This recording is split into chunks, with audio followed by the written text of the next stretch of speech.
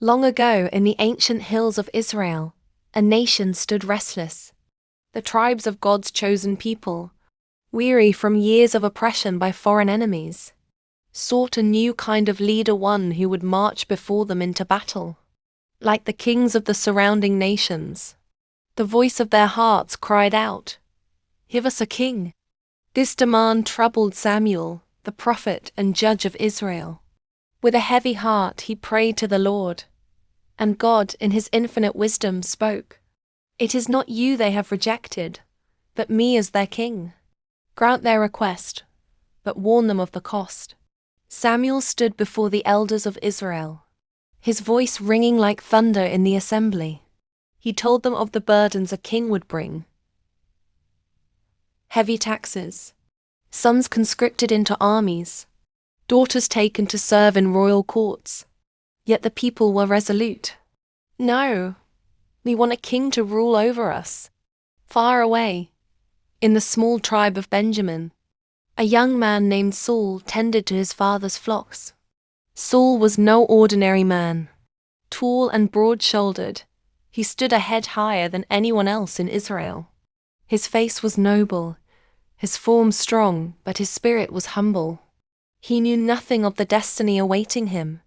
One day, his father Kish's donkeys went missing, and Saul, along with a servant, set out on a long and fruitless search. Days passed with no success. Weary and ready to turn back, Saul's servant suggested they seek the wisdom of the prophet Samuel, a seer of renown.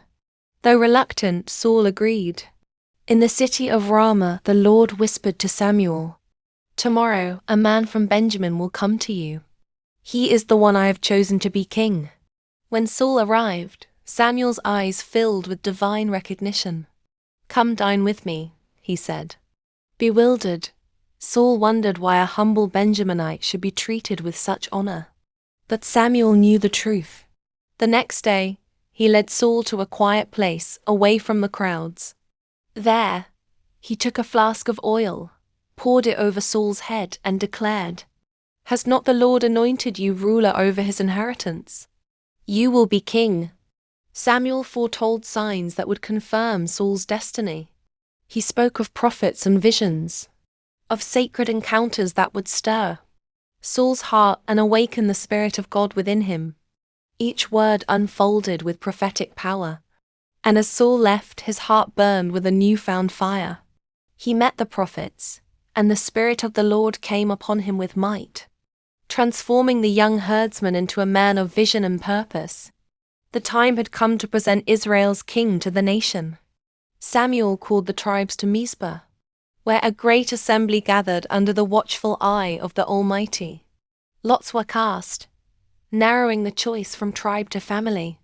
And at last, Saul was chosen. But where was he? The people searched, and behold, Saul was found hiding among the baggage, a man uncertain of his own greatness. They brought him forth, and when he stood before the people, his stature towered above them all. A murmur rose, swelling into a mighty shout. Victory soon tested the strength of this new ruler. When the Ammonites threatened the city of Jabesh-Gilead, Saul rose with the courage of a lion. He rallied Israel, his voice like a trumpet calling the nation to arms. The Spirit of God blazed within him, and with a mighty force he crushed the enemy. That day Israel rejoiced, and Saul's kingship was renewed at Gilgal with sacrifices and celebration. Samuel, standing beside the victorious king, reminded the people of their covenant with God. His words echoed through time. "If you and your king obey the Lord, all will be well. But if you turn from him, disaster will follow." Thus began the reign of Saul, Israel's first king chosen by God, anointed by a prophet, and crowned by the will of the people. A story of destiny and obedience, glory and struggle. His journey would forever shape the fate of a nation.